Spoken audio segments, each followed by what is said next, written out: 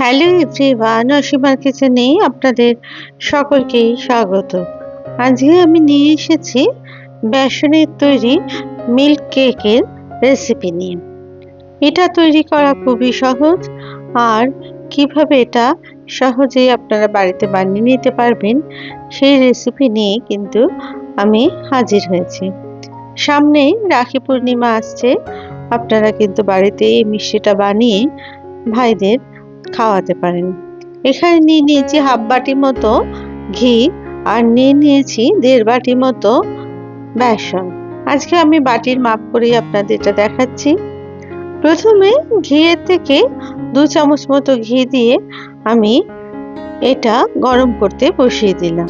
এবার ঘিটাকে কড়াইয়ের চারিদিকে স্প্যাচুলার সাহায্যে ছড়িয়ে দিলাম। এবার যে বেসনটা আমি নিয়েছিলাম সেই 1.5 বাটির মতো বেসন আমি দিয়ে দিলাম ঘিয়ের মধ্যে। এই সময় গ্যাসের ফ্লেমটা কিন্তু একদম লো রাখতে হবে, আর স্প্যাচুলা দিয়ে ভালো করে ঘিয়ের মধ্যে বেসনটাকে মিশিয়ে দিতে হবে। আর এটা কিন্তু অনবরত নাড়তে হবে, না হলে কিন্তু তলায় পুড়ে যাবার সম্ভাবনা থাকবে। বেসনটাকে প্রথমে কিন্তু খুব ভালো করে ভেজে নিতে হবে, যাতে করে এর মধ্যে কোনো বেসনের কাঁচা গন্ধ না থাকে সেই পর্যন্ত। আর দেখুন, ভাজতে ভাজতে কিন্তু যতক্ষণ না এই বেসনের মধ্যে থেকে ঘি ছাড়তে শুরু করবে ততক্ষণ কিন্তু এটাকে এরম ভাবে লো ফ্লেমে ফ্রাই করতে হবে। মিনিট 10 থেকে 15 মিনিট বাদে দেখুন আস্তে আস্তে বেসনটা থেকে কিন্তু অল্প অল্প কালার চেঞ্জ হচ্ছে, আর এর থেকে কিন্তু ঘিটাও এবার বেরিয়ে আসছে।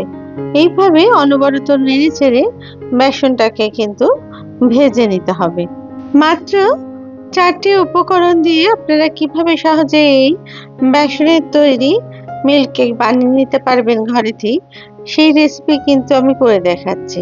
এরপর মিনিট 10-15 বাদে দেখুন আস্তে আস্তে বেসনের কালার কিন্তু চেঞ্জ হচ্ছে। এবার আমি এর মধ্যে দিয়ে দিলাম 1 চামচ মতো আরো ঘি।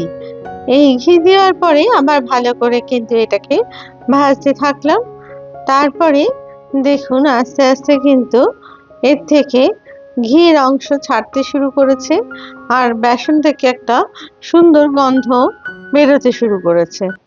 এইভাবে নাড়তে নাড়তে আস্তে আস্তে পুরো বেসন থেকে কিন্তু এবার ঘি ছাড়ছে, আর ঘি যখন এরকম পাশ থেকে বেরিয়ে আসবে তখন বুঝতে হবে বেসনটা প্রপার ভাজা হয়েছে। আমি আরো মিনিট 5 লো ফ্লেমে এই বেসনটাকে ভাজতে থাকলাম। আমাদের বেসনটাকে কিন্তু খুব ভালো করে ভাজতে হবে, তাহলেই এই বেসনের মিল্ক কেকের স্বাদও কিন্তু অনেক সুন্দর হবে। দেখুন বেশ অনেকটাই কিন্তু ঘি বেরিয়ে এসেছে। এরপর মিনিট 2-3 আবার এটাকে নাড়াচাড়া করতে থাকলাম। দেখুন এবার কত সুন্দর এটা বেসনটা ভাজা হয়ে গেছে বুঝতে পারছেন, আর ওপর থেকেও কিন্তু এবার ঘি বেরিয়ে আসছে। এই সময় এর মধ্যে আমি দিয়ে দিলাম 1.5 বাটি মতো মিল্ক পাউডার। এই মিল্ক পাউডার দিয়ে কিন্তু আমি আজকে এই বেসনের মিল্ক কেকটা বানাবো। আপনারা চাইলে এই মিল্ক পাউডারের পরিবর্তে খোয়া ক্ষীরেরও কিন্তু ব্যবহার করতে পারেন। তারপরে খুব ভালো করে বেসনের মধ্যে এটাকে মিশিয়ে নিলাম, আর এই সময় আমি কিন্তু গ্যাসের ফ্লেমটাকে বন্ধ করে দিলাম, আর খুব ভালো করে আমি এই মিল্ক পাউডারটাকে বেসনের মধ্যে মিশিয়ে নিলাম। একটু দলা দলা দেখতে মনে হচ্ছে, কিন্তু এটা যখন আমি এর মধ্যে জলের ব্যবহার করব তখন দেখবেন এটা সম্পূর্ণ কিন্তু টেনে যাচ্ছে, এই দলা ভাবটা তখন থাকবে না। এরপর অন্যদিকে আমি একটা ফ্রাইং প্যানে দিয়ে দিলাম 1.5 বাটি মতো জল, আর তার মধ্যে দিয়ে দিলাম 1 বাটি মতো চিনি। এবার চিনিটাকে অনবরত নেড়ে জলের মধ্যে একটা শিরা তৈরি করে নিচ্ছি। এইভাবে আমি চিনির শিরা তৈরি করে মিল্ক কেকের মধ্যে এটা ব্যবহার করব। আর এর মধ্যে দিয়ে দিলাম 1 চামচ মতো এলাচের গুঁড়ো। তারপরে এলাচের গুঁড়োটাকেও খুব ভালো করে জলের মধ্যে মিশিয়ে নিলাম। যখন একটু চিটচিটে ভাব হবে এর মধ্যে চিনির শিরায়, তখন কিন্তু গ্যাসটাকে আমি অফ করে দিলাম।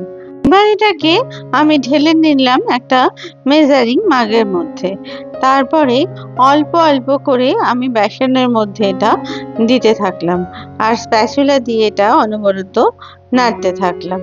এইভাবে পুরো চিনির শিরাটা কিন্তু বেসনের মধ্যে আমি মিশিয়ে দেব আর এর মধ্যে কিন্তু এইভাবে অনবরত নাড়তে থাকবো।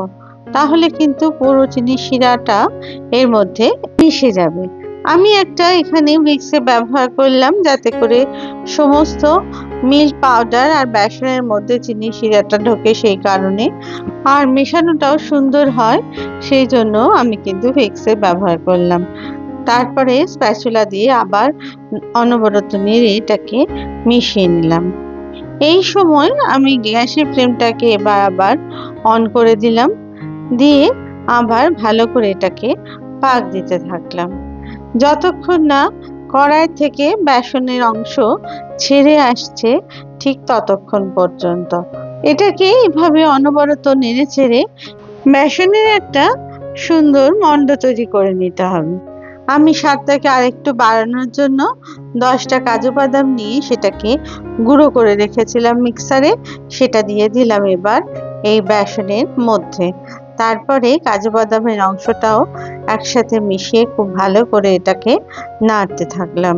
দেখুন নাড়তে নাড়তে সুন্দর কিন্তু পাক তৈরি হয়ে গেছে আর এটাকে কিন্তু আরো বেশ খানিকক্ষণ নাড়তে হবে যতক্ষণ না পাশ থেকে ঘি ছাড়তে শুরু করছে আর কড়াই থেকে পুরো অংশটাই ছেড়ে আসছে। দেখুন এইভাবে আস্তে আস্তে কিন্তু কড়াই থেকে এটা ছেড়ে আসছে, তখন বুঝতে হবে যে আমার পাকটা সম্পূর্ণ হয়েছে। আরো মিনিট 2-3 নাড়াচাড়া করে আমি এটাকে এবার তৈরি করে নিলাম। আর দেখুন পাশ থেকেও কিন্তু এবার ঘি ছাড়তে শুরু করেছে। এই সময় কিন্তু অনবরত নাড়তে হবে, না হলে কিন্তু তলাটা পুড়ে যাবার সম্ভাবনা থাকবে। আর গ্যাসের ফ্লেম কিন্তু অবশ্যই লোতে রাখবে।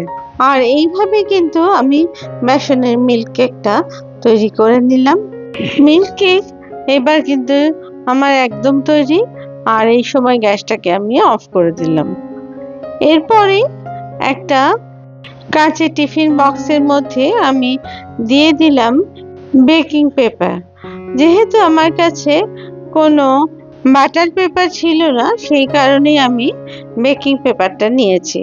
আপনারা যে কোনো সাদা কাগজ দিয়েও কিন্তু এটা করতে পারেন।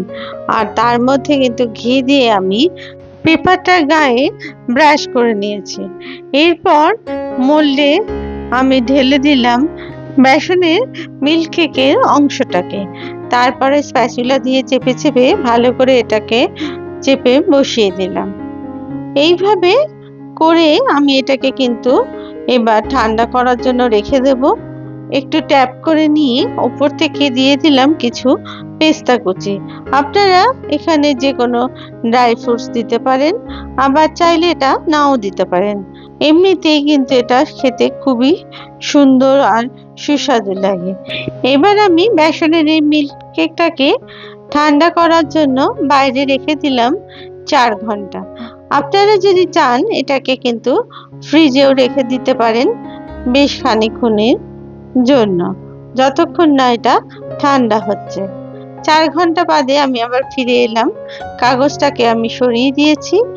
এবার আমি এটাকে টুকরো টুকরো করে কেটে নিচ্ছি। দেখুন কত সুন্দর মিল্ক কেক তৈরি হয়েছে এবং খুব সহজেই কিন্তু এটা তৈরি করে ফেলা যায়। একদম পারফেক্ট মিল্ক কেক তৈরি হয়েছে আর স্বাদে কিন্তু একদম অতুলনীয় হয়েছে।